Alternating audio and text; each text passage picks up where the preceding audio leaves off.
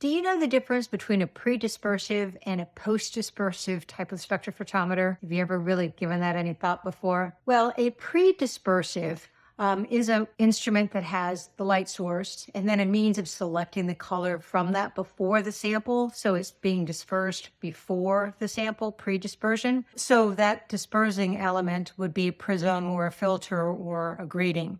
So light source, means of selecting the color from this white light source, the sample. The alternative to that is the post-dispersive, which you likely will appreciate is the light source and then the sample and then the dispersion to the detector. So is one better than the other? Well, if your sample is at all photolabile, there's a tremendous difference between using a pre-dispersive and a post-dispersive, because if your system is very photolabile, the last thing you want is a bright light source right next to it, right? You're going to be changing your sample, potentially bleaching it or otherwise changing it before you actually make the measurement. So you would absolutely want a pre-dispersive, which is more commonly known as a scanning instrument, because you have a light source and then usually a monochromator with a grating scanning the wavelength before it hits the sample, with thus varying monochromatic light to the detector. Your diode arrays and CCD systems, however, those are post-dispersive.